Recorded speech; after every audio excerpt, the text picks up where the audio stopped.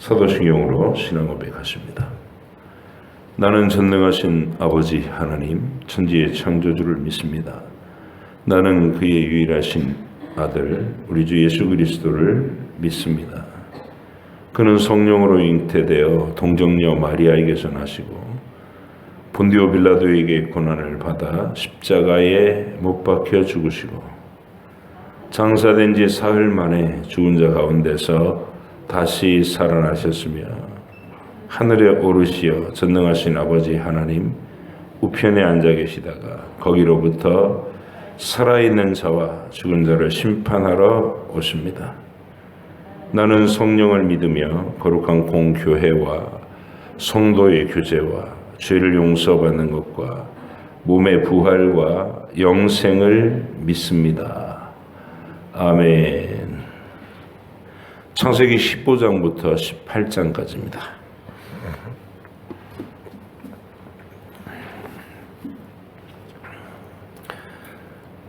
아브라함의 이야기 15장부터 18장까지 말씀.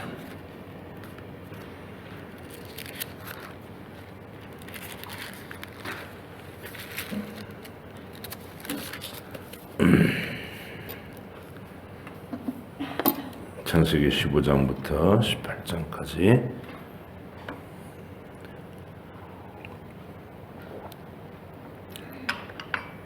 같이 읽겠습니다.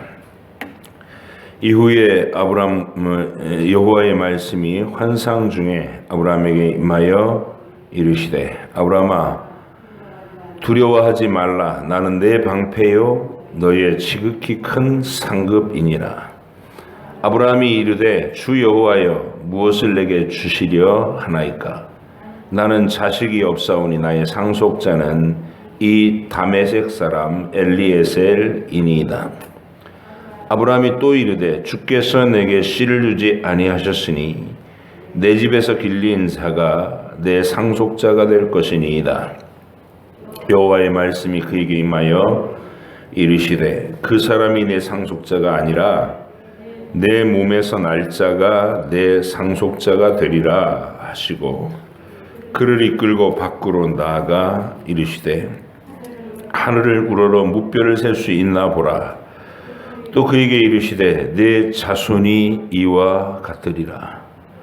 아브라함이 여호와를 믿으니 여호와께서 이를 그의 의로 여기시고 또 그에게 이르시되 나는 이 땅을 내게 주어 소유를 삼게 하려고 너를 갈대아인의 우르에서 이끌어낸 여호와니라.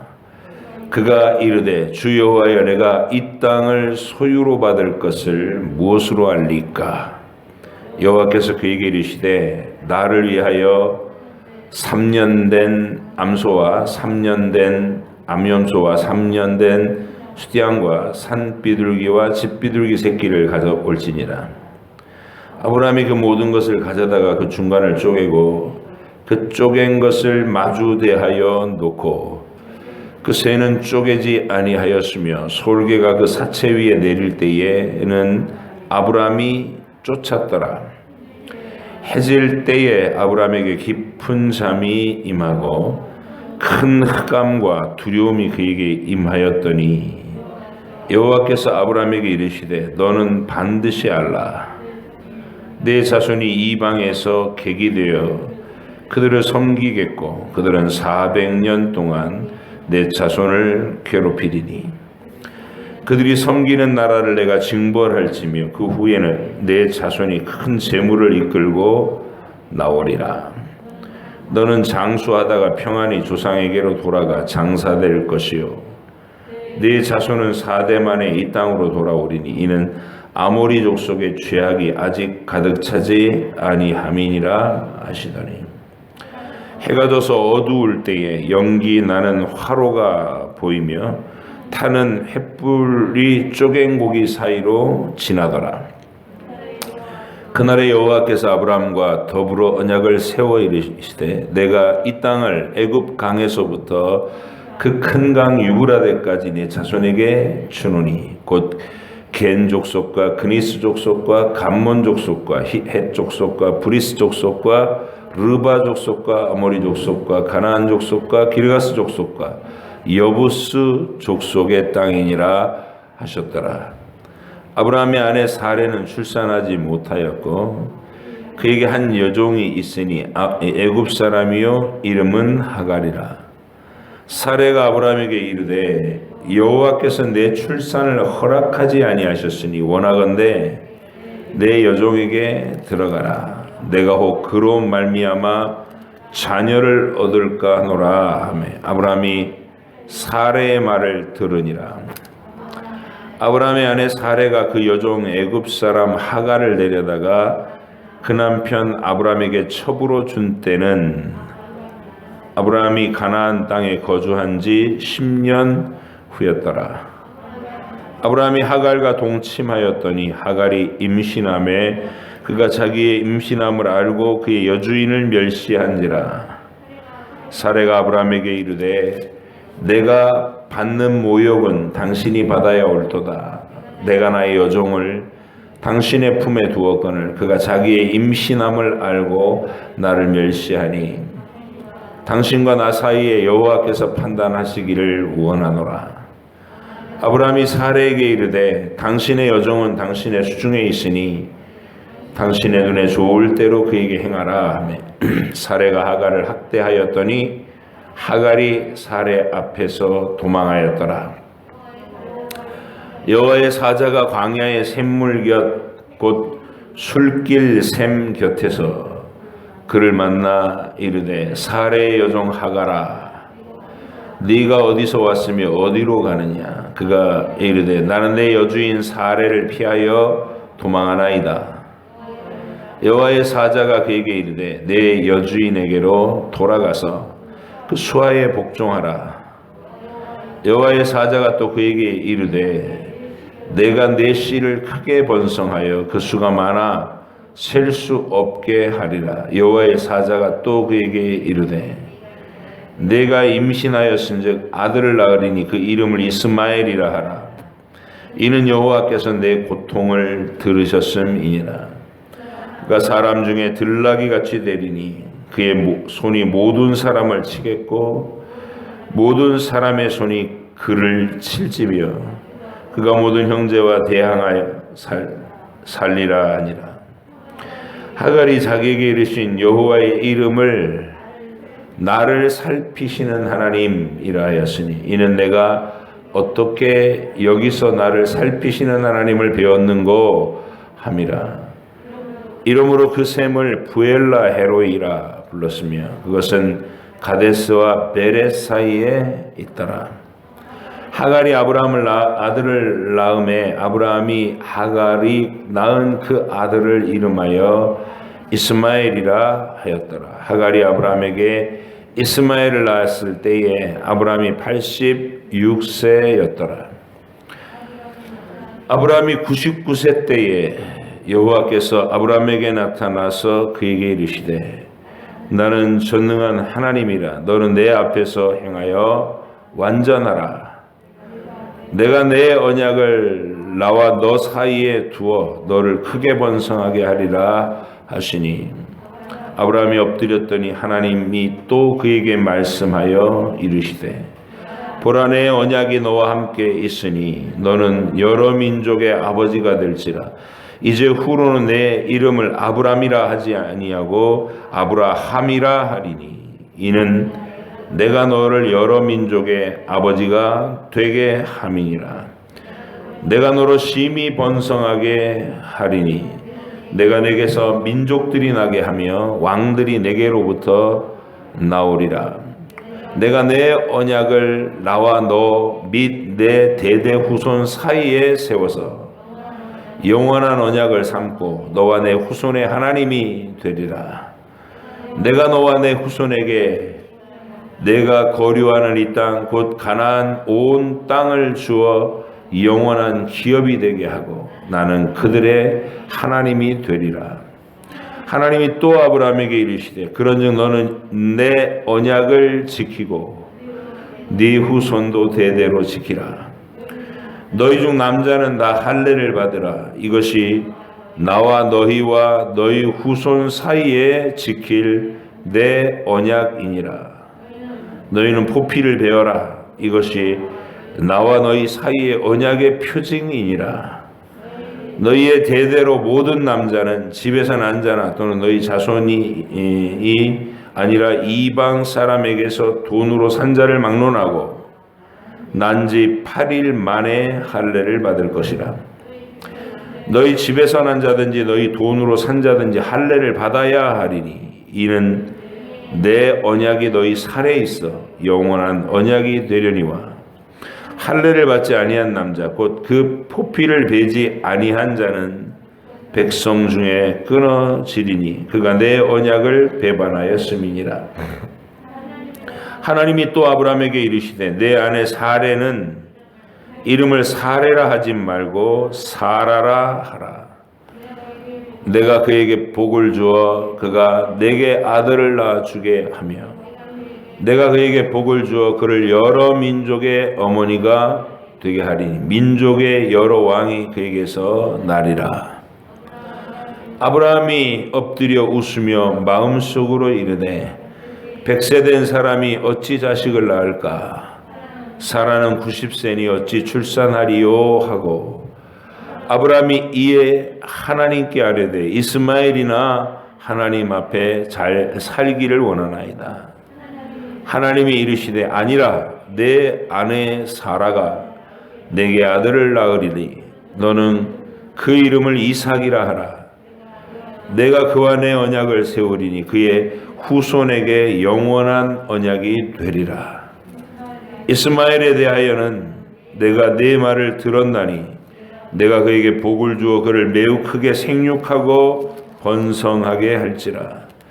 그가 12두령을 낳으리니 내가 그를 큰 나라가 되게 하려니와 내 언약은 내가 내년 이 시기에 사라가 내게 낳을 이삭과 세우리라. 하나님이 아브라함과 말씀을 마치시고 그를 떠나 올라가셨더라. 이에 아브라함이 하나님이 자기에게 말씀하신 대로 이날에 그 아들 이스마엘과 집에서 태어난 모든 자와 돈으로 산 모든 자 곧 아브라함의 집사람 중 모든 남자를 데려다가 그 포피를 베었으니 아브라함이 그의 포피를 벤 때는 99세였고 그의 아들 이스마엘이 그의 포피를 벤 때는 13세였더라. 그날에 아브라함과 그 아들 이스마엘이 할례를 받았고 그 집의 모든 남자 곧 집에서 태어난 자와 돈으로 이방 사람에게서 사온 자가 다 그와 함께 할례를 받았더라. 여호와께서 마므레의 상수리 나무들이 있는 곳에서 아브라함에게 나타나시니라. 날이 뜨거울 때에 그가 장막문에 앉아 있다가 눈을 들어본즉 사람 셋이 맞은편에 서 있는지라. 그가 그들을 보자 곧 장막문으로 달려나가 영접하며 몸을 땅에 굽혀 이르되 내 주여 내가 주께 은혜를 입었사오면 오라간대 종을 떠나 지나가지 마시옵고 물을 조금 가져오게 하사 당신들의 발을 씻으시고 나무 아래서 쉬소서. 내가 떡을 조금 가져오리니 당신들의 마음을 상쾌하게 하신 후에 지나가소서. 당신들의 종에게 오셨음이니이다. 그들이 이르되 내 말대로 그리하라. 아브라함이 급히 장막으로 가서 사라에게 이르되 속히 고운 가루 세스알을 가져다가 반죽하여 떡을 만들라 하고 아브라함이 또 가축대에 있는 곳으로 달려가서 기름지고 좋은 송아지를 잡아 하인에게 주니 그가 급히 요리한지라. 아브라함이 엉긴 젖과 우유와 하인이 요리한 송아지를 가져다가 그들 앞에 차려놓고 나무 아래 모셔 섬에 그들이 먹으니라. 그들이 아브라함에게 이르되 내 아내 사라가 어디 있느냐? 대답하되 장막에 있나이다. 그가 이르시되 내년 이맘때 내가 반드시 내게로 돌아오리니 내 아내 사라에게 아들이 있으리라 하시니 사라가 그들이 장막 문에서 들었더라. 아브라함과 사라는 나이가 많아 늙었고 사라에게는 여성의 생리가 끊어졌는지라. 사라가 속으로 웃고 이르되 내가 노쇠하였고 내 주인도 늙었으니 내게 무슨 즐거움이 있으리요. 여호와께서 아브라함에게 이르시되 사라가 왜 웃으며 이르기를 내가 늙었거늘 어떻게 아들을 낳으리요 하느냐. 여호와께 능하지 못한 일이 있겠느냐. 기한이 이를 때에 내가 내게로 돌아오리니 사라에게 아들이 있으리라. 사라가 두려워서 부인하여 이르되 내가 웃지 아니하였나이다. 이르시되 아니라 네가 웃었느니라. 그 사람들이 거기서 일어나서 소돔으로 향하고 아브라함은 그들을 전송하러 함께 나가니라. 여호와께서 이르시되 내가 하려는 것을 아브라함에게 숨기겠느냐. 아브라함은 강력한 나라가 되고 천하 만민은 그로 말미암아 복을 받게 될 것이 아니냐.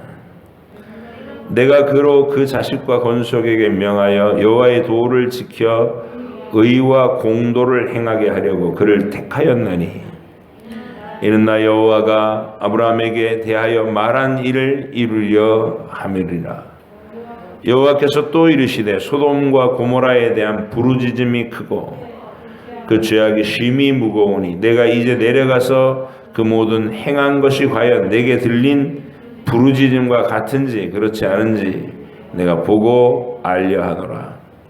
그 사람들이 거기서 떠나 소돔으로 향하여 가고 아브라함은 여호와 앞에 그대로 섰더니 아브라함이 가까이 나아가 이르되 주께서 의인을 악인과 함께 멸하려 하시나이까. 그 성중에 의인 50명이 있을지라도 주께서 그곳을 멸하시고 그 50의인을 위하여 용서하지 아니하시리이까. 주께서 이같이 하사 의인을 악인과 함께 죽이심은 부당하오며 의인과 악인을 함께 하심도 부당하니이다. 세상을 심판하시는 이가 정의를 행하실 것이 아니니까. 여호와께서 이르시되 내가 만일 소돔 성읍 가운데서 의인 50명을 찾으면 그들을 위하여 온 지역을 용서하리라. 아브라함이 대답하여 이르되 나는 티끌이나 재와 같사오나 감히 죽게 하려나이다. 50의인 중에 5명이 부족하다면 그 5명이 부족함으로 말미암아 온 성읍을 멸하시려나이까. 이르시되 내가 거기서 45명을 찾으면 멸하지 아니하리라. 아브라함이 또 아뢰어 이르되 거기서 40명을 찾으시면 어찌하려 하시나이까. 이르시되 40명으로 말미암아 멸하지 아니하리라. 아브라함이 이르되 내 주여 노하지 마옵소서 말씀하게 하옵소서. 거기서 30명을 찾으시면 어찌하려 하시나이까. 이르시되 내가 거기서 30명을 찾으면 그리하지 아니하리라. 아브라함이 또 이르되 내가 감히 내주께 하려나이다. 거기서 20명을 찾으시면 어찌하려 하시나이까. 이르시되 내가 20명으로 말미암아 그리하지 아니하리라. 아브라함이 또 이르되 주는 노하지 마옵소서. 내가 이번만 더 아뢰리이다. 거기서 10명을 찾으시면 어찌하려 하시나이까. 이르시되 내가 10명으로 말미암아 멸하지 아니하리라. 여호와께서 아브라함과 말씀을 마치시고 가시니 아브라함도 자기 곳으로 돌아갔더라. 아멘. 기도하겠습니다. 하나님 아버지, 아브라함의 일평생에 하나님께서 아브라함을 친밀히 만나시고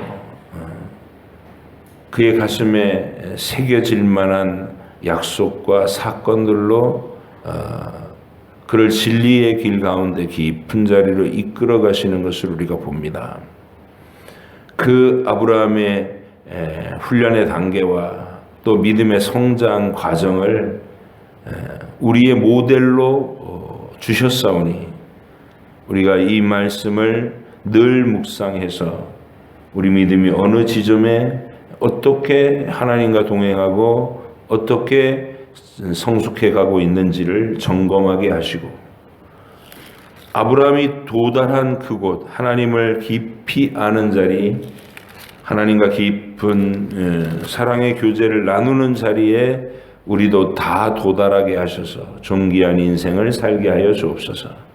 감사드리며 예수님의 이름으로 기도하옵나이다. 아멘.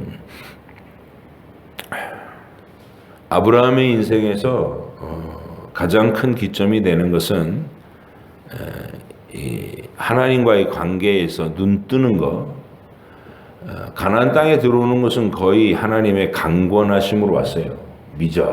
미적되는 아브라함을 하나님이 몰아서 글리 오게 한 거죠. 거기에 이제 하란이 아버지보다 먼저 죽고, 아버지 데라가 이대로 가다가는 큰일 나겠다 싶어가지고 이주 계획을 세우고 강변에 주저앉아서 하란이란 마을을 만들고 죽을 때까지 아브라함 발목 붙잡고, 그리고 이제 하나님이 또 강권하셔서 75살 때 아브라함을 가나안 땅으로 데리고 들어오셨잖아요. 처음 들어와서 첫 번째 훈련은 하나님 신뢰 훈련이었어요. 신뢰가 없으니까 두려워서 덜덜덜 떨었거든요. 낯선 곳에 이방인으로 나그네로 들어와 있다는 것은 토박이 그 원주민들이 이게 따가운 시선을 받고, 그리고 수틀리고 거슬리면 유목민인 이 집단은 어디를 지나가다가 몰살을 당하고 재산 다 뺏기고 사람 포로로 잡히고 이럴 일이 능히 예상할 수 있는 일 아니에요. 아무도 그를 도울 연대가 없으니까. 그래서 아브라함이 두려움에 떨었어요. 그런 어떤 위태로운 상황에 하나님 굳이 들어가라고 하시니까 죽을 것 같았죠. 고향 땅에서는 아내가 이쁜 게 자랑이었지만 그 땅에 들어가니까 아내가 이쁜 게 자기 목숨을 위협해요. 그래서 아내를 아내라고 하지 않고 누이라고 다녔던 거죠. 근데 그 세월 속에 아브라함에게 빚어지는 건 뭐냐면, 고향에 살 때는 그냥 안락함 속에 행복해하고 아버지의 그늘 속에 아무 생각이 없었는데, 이 위기의 땅에 들어오니까 아마 생각이 첨예하게 집중돼서 하나님을 묵상할 수밖에 없고, 인생이라는 것이 뭔지를 묵상할 수밖에 없고, 매 순간마다 막 자기한테 절실하게 부딪히는 삶의 문제 속에서 부대끼는 거예요, 영혼이. 그러다가 이제 우려하던 일이 현실로 일어났다 그랬잖아요. 애굽의 왕이 소문을 듣고 사라의 미모를 탐아서 자기 아내로 데리고 가겠다고. 근데 바로는 잘못한 게 없잖아요.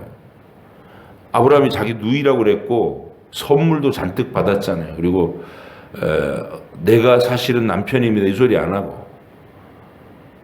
근데 이제 하나님께서 그 절망스럽고, 그러니까 아브라함이 가장 자괴감이 크고 깊은 절망의 밤에 인생의 나락에 그를 몰아넣으시고, 그 밤에 하나님이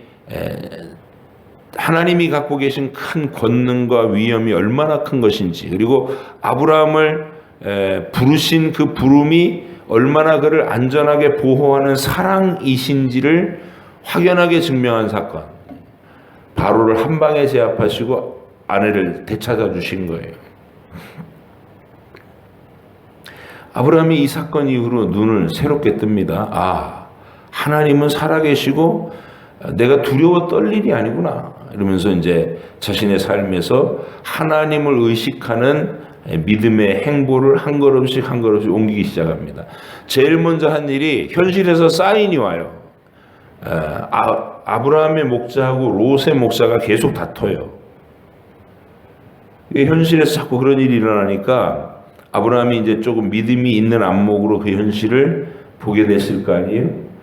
문득 생각나는 게 있는 거예요. 뭐냐면 본토, 친척, 아비 집을 다 떠나라 그랬다고요. 그러니까 자기가 지금 가만히 생각해 보니까 롯을 의지하는 마음이 컸던 거예요. 무서운 곳으로 올 때 그래도 롯과 함께 온 게 든든했고 막 그랬거든요. 근데 아브라함이 이건 하나님의 내 믿음의 고백을 원하시는구나. 그래서 롯을 이제 떠나보내는 사건이 나와요. 그래서 네가 좌하면 내가 우하고 네가 우하면 내가 좌하겠다. 그래서 롯을 떠나보내잖아요. 13장에서. 그리고 나서 이제 이 롯이 소돔성에 들어가요. 거기에 그 부요함을 동경해서, 그래서 거기서 이게 넋놓고 살다가 하나님이 그의 롯의 삶에도 경고를 알려주시죠. 중간에 연합 전쟁이 일어나 가지고 가나안 북쪽 연합군이 가나안 남쪽 연합군을 약탈을 해갔어요. 이게 이 가나안 남쪽이라는 건 사해 그 부근에 있는 이 소돔성도 거기 가나안 남쪽 지역이었으니까 북쪽 연합군에 의해서 전쟁에 패배해가지고 롯의 가족들이 포로로 끌려갔다는 소식이 아브라함한테 들린 거예요.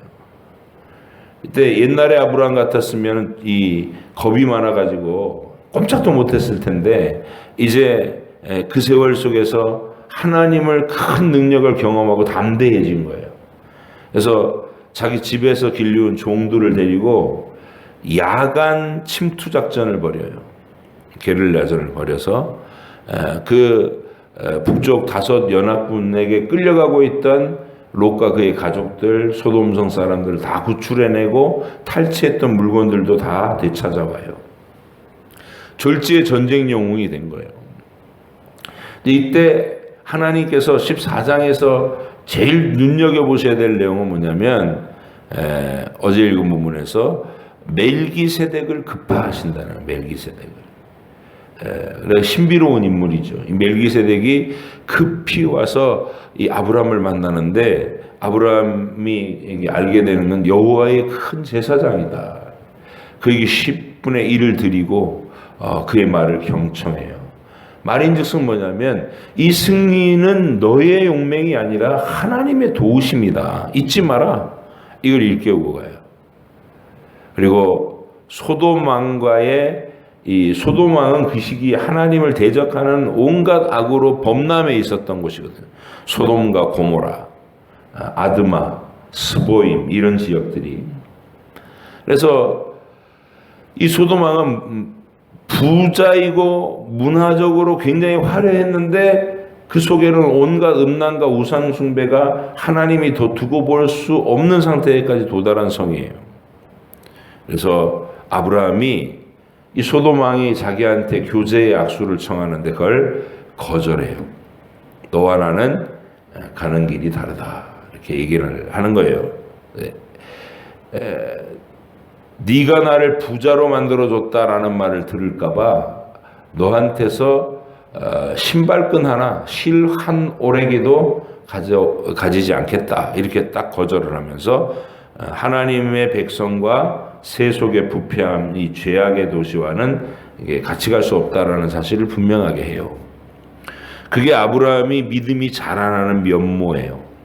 두려워하다가 하나님을 의식하고 용기 있게 용감하게 전쟁도 수행하고 승리했지만 도취하지 않고 세상과의 이게 단절을 다 구별을 스스로를 지킬 줄 알고.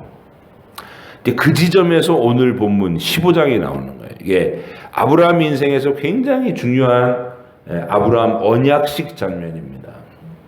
하나님이 드디어 아브라함이 이 가나안 땅에 들어온 지 한 10년이 다 되는 시간에 어느 날 하루 아브라함을 만나 주신 거예요. 근데 아브라함이 하나님께 여쭙니다. 하나님, 무엇을 저한테 주시려고 여기까지 데려오셨습니까? 그때까지 아브라함에게는 아이가 안 생기는 거예요. 그렇게 아내와 사이가 좋고 그래도 아이가 생기지 않으면서 시간은 속절없이 지나가고 있는데 아브라함 마음속에 내 불임이 계속되면 집에서 어려서부터 기른 엘리에셀을 내 하인을 이게 후계자로 삼을 수밖에 없는데 그런 쓸쓸한 마음이 있는 거죠. 자녀가 없는 아브라함한테. 그거를 진솔하게 하나님께 여쭤요. 무엇을 주시려고 저를 여기까지 데리고 오셨습니까? 그 말 속에는 자식도 한 명 아직 안 주셨습니다. 그렇게 얘기하는 거죠. 근데 하나님이 그 질문에 네 자손을 땅의 티끌처럼 땅에 티끌을 능히 셀 수 있을진데 내 후손도 그렇게 세리라. 하늘의 별같이 많은 후손을 줄 것이다. 너의 몸에서. 이렇게 얘기하는 거예요. 애가 태어나는 건 분명하고 이건 알았어요.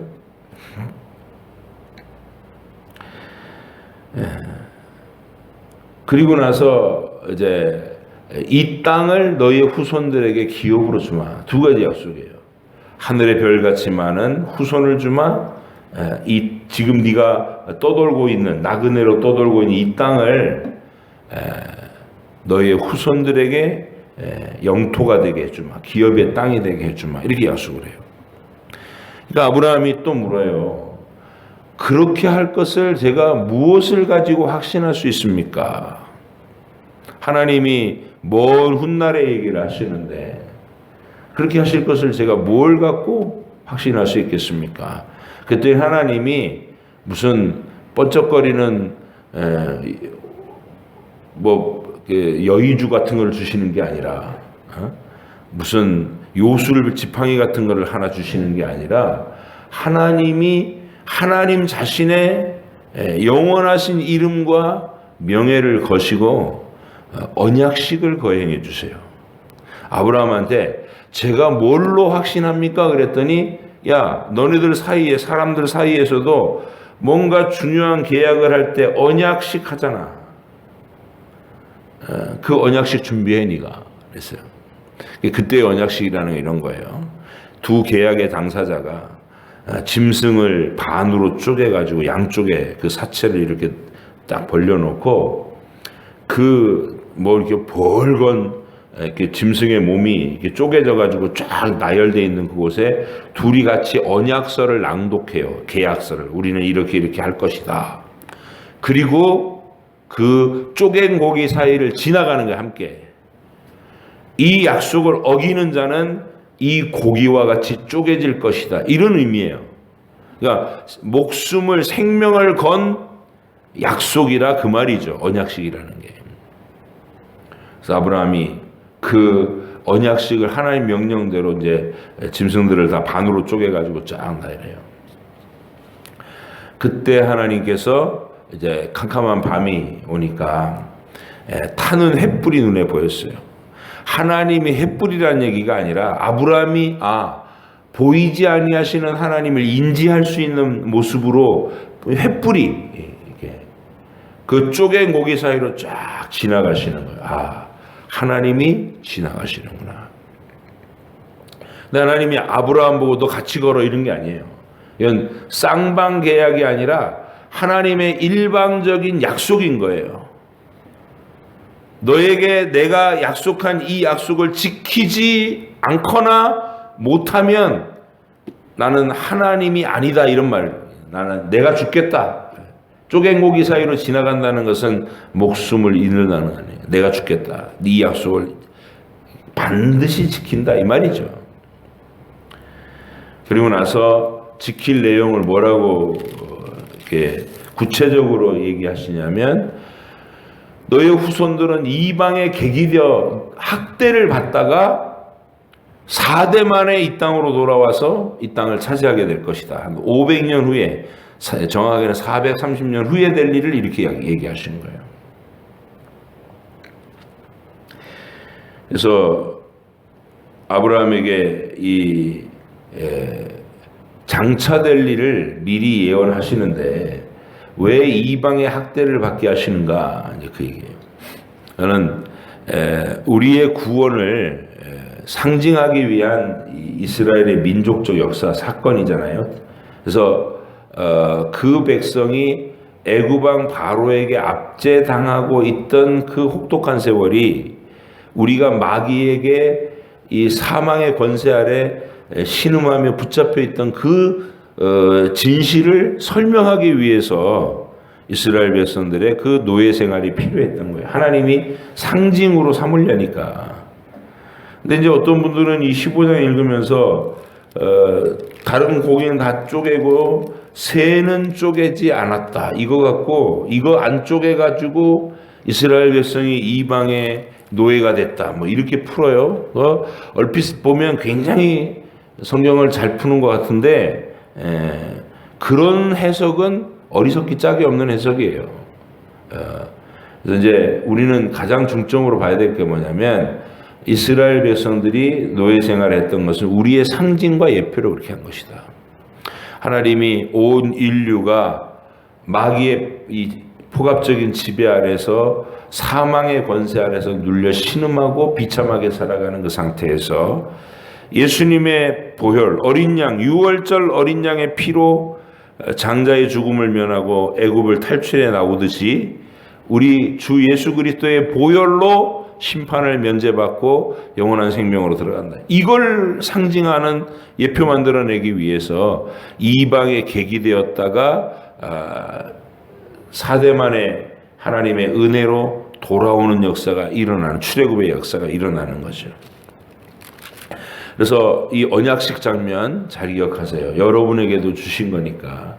하나님은 이렇게 우리에게 우리의 요청과 질문에 대해서 친밀하게 이렇게 하늘을 바라보게 해주시면서 별을 셀 수 있나 봐라. 네 후손이 이와 같을 것이다. 이걸 어떻게 확신할 수 있습니까? 그랬더니 그래 내가 너에게 언약식을 해주마 하고 친히 쪼갠 고기 사이로 지나가시는, 이게 하나님이셔요. 여러분의 인생에서도 이렇게 해주신다는 거예요. 요청하고 기대하고 늘 기도하고 있으면 내가 네 인생을 붙들고 얼마나 사랑하는지 그것을 네가 알 수 있게끔 내가 증명해 줄게. 그러면서 끊임없이 다가오셔서 나를 방치해 놓지 않고 내 멋대로 살게 내버려 두지 않고 끊임없이 다가오셔서 하나님이 사랑하고 있다는 걸 알려주신다고요. 여러분이 그 사랑을 아브라함의 인생에 쭉 비춰보면 알아듣게 돼요. 잘 되새겨 생각하시는 여러분 되시기 바라고. 그 다음에 이제 16장에 오면 아브라함이 사라하고 같이 똑같이 든 게 뭐냐면 네 몸에서 아이가 태어날 거다. 이건 들었잖아요. 근데 사라가 조바심이 나는 거예요. 나 때문에 안 되는 거 아닌가? 마땅히 그럴 수 있죠. 흔히들 가부장적인 시대 속에는 이 불임의 원인은 전부 여자한테서 막 굴레 씌워가지고 다 학대하고 그랬잖아요. 그러니까 아브라함이 굳이 그런 말을 하지 않았는데 사라가 너무 조바심이 나는 거를 볼 수 있어요. 그래가지고 아브라함한테 이렇게 제안을 합니다. 하나님의 뜻을 이룹시다. 나 때문인 것 같으니까 내 여종 하갈을 취해서 당신이 한 살이라도 더 나이가 들기 전에 아이를 낳읍시다. 그러니까 하나님을 도와드리겠다는 마음으로, 하나님의 뜻을 이루겠다는 마음으로 자기들이 노력한 거예요. 기특한 마음이죠. 근데 그 결과가 끝까지 아름답지가 못해요. 왜냐하면 하갈이 임신이 되고 나니까 이제 여주인이었던 사라한테 거만해졌어요. 애도 못 낳는 게 네가 무슨 안방 주인이야? 내가 주인이지? 이러면서 이제 사라를 자극을 했더니 사라가 그걸 고스란히 당하고 있지 않고 이제 하갈을 쫓아내고 이런 사단이 벌어져요. 그런 과정에서 이제 하나님이 또 여종 하갈을 만나서 중재하시잖아요. 하갈의 마음을 위로하고 야, 네 아들도 내가 크게 해줄게. 너 다시는 그렇게 거들먹거리지 말고 네 여주인 네 여주인 사라에게 돌아가서 그 수하에 복종해라 하고 하갈을 설득하셔서 또 순종하는 사람으로 이렇게 딱 묶으셔서 다시 제자리에 되돌려 놓으셔요. 아브라함과 사레가 저질러 놓은 동기는 순전하죠. 하나님의 뜻을 이루겠다는 거는 게. 근데 하나님의 뜻을 잘못 알았어요. 그래가지고 이스마엘 낳아놓고도 이 분란이 일어났고 뒷수습은 하나님이 해주시고. 여러분과 제 인생에도 이런 일이 많죠. 우리가 신앙의 길에서 실수하고 연약하고 하나님 뜻을 제대로 분별 못하고 헛된 곳에다 막 힘을 쓰고 이럴 때 있죠. 근데 하나님이 그거를 우리 다 신자들의 삶을 뒤시닥거리를 하셔요. 도우시고 보호하시고. 그리고 이제 17장으로 넘어가면 16장과 17장은 세월이 13년이 지나요. 99세 때. 그러니까 하나님이 이스마엘 태어난 이후에 13년 동안 그냥 가만히 두셨어요. 아브라함이 그냥 이스마엘이 이제 내 후계자다 하고 생각하고 살게끔. 근데 언제까지 그렇게 두셨냐면 아브라함의 몸이 더 이상 남자로서의 어떤 생식의 능력이 사라지고 그다음에 사라가 경수가 확실히 끊겼을 때, 그 시점이 하나님이 일하신 시점이에요. 불가능하다. 아이가 태어나는 것은 이제 끝났다. 그 지점에서 주님은 굳이 나타나셔가지고 내년 이맘때 네 안에 사라의 몸에서 아이가 태어난다. 그때 아브라함이 웃어요. 하이 하나님, 이스마엘이나 살게 해주세요. 이미 됐잖아요. 이스마엘 있으니까. 부이망측하게 이 나이에 이러면서 이제 웃어요. 근데 하나님은 아니라는 거예요. 굳이 지금 네 몸이 불가능해 보이고 사라의 경수는 끊치고 이 상태에서 내 권능으로 임하는 거, 그게 구원이다. 너희들의 노력이 아니라, 너희들의 육신의 능력이 아니라 하나님이 전적으로 하나님 편에서 주시는 은혜요 선물이 구원이다. 그걸 나타내기 위해서 99세 때 굳이 아이를 낳아야 되는 거예요. 그래가지고 하나님이 거기다가 한 가지 더해서 너는 완전하라 그러면서 할례를 명하셔요. 할례라는 표시가 뭐예요? 생식기의 끝을 자르라는 거예요. 아브라함만 아니라 아브라함 장막에 거하는 모든 남자는 전부 자르라는 거예요. 그리고 아이가 태어나면 또 태어난 지 8일 만에 또 자르라는 거예요. 그러니까 상징적으로 할례라는 의미는 아브라함 가문에 태어나는 모든 산의 아이는 생식기를 자르고 사는 거예요. 그러니까 이거는 그 아브라함에게서 그리스도가 오실 건데, 하나님의 구원의 언약은 우리의 육체의 능력이 아닌 하나님의 전적인 약속에 의해서 오는 것입니다라는 걸 고백하라는 거예요. 자르고. 그러니까 이 지점이 뭐냐면 우리의 자아가 죽고 내 능력과 내 언변과 내 가문과 내 학벌로 하는 게 아니라는 거예요. 오직 하나님의 은혜로, 하나님의 능력으로만 구원을 이루시고 하나님의 일을 이루신다. 이게 원리예요. 할례라는 게 그런 뜻입니다. 그리고 이제 아브라함 장막에 친히 성자께서 미리 찾아오셔갖고 현현해 주셔가지고 같이 식사교제도 하시고, 소돔성을 심판하실 계획을 또 아브라함한테 또 발표하셔요. 그러니까 아브라함이 50명의 의인, 45명, 5명 모자라면 또 40명이면 어떻게 30명, 20명, 10명 이러면서 하나님과 소돔성 심판을 의논하는 장면.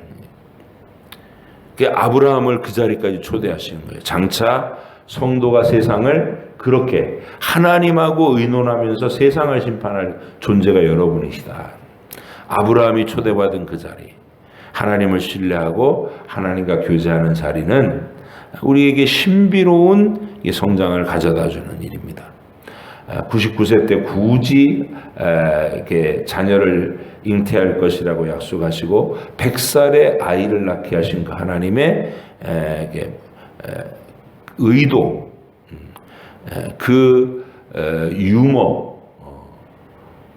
아브라함이 그 소리 듣고 웃었고 사라도 그 소리 듣고 웃었어요.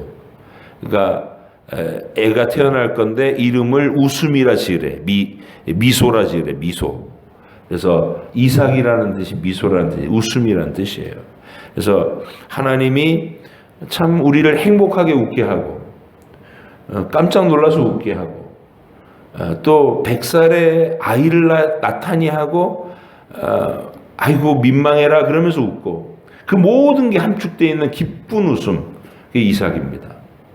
불가능한 자리에서 하나님의 은혜로 임하는 선물, 그게 구원이고 하나님의 길은 우리에게 그런 길이다. 하나님이 이끌어 가시는 길은 우리를 행복하게 하셔요. 웃게 하시고 기대하지 못했던 일로 이끌어 주시고, 그런 은혜로운 주님 앞에 여러분의 마음을 여시고, 아브라함이 하나님을 따라간 그 길을 우리는 믿고 신뢰하면서 잘 따라가서 여러분도 하나님과 깊은 교제를 나누는 그 멋진 자리에 다 도달하시기를 주의 이름으로 축복합니다. 기도하겠습니다. 하나님 아버지 감사합니다. 아브라함을 이렇게 그의 인생 속에서 빚어가시는 장면들을 우리가 봅니다. 왜 그렇게 하시는지 이유를 묵상하게 하시고 우리에게도 동일한 방식으로 다가오신다는 것, 성경 속에 아브라함을 만나실 때나 모세를 만나실 때나 다윗을 만나실 때나 어느 시대에 누구를 만나실 때에도 항상 하나님은 그 하나님이셨습니다. 동일하신 하나님이 오늘 우리도 그 방식으로 만나시는 줄 압니다.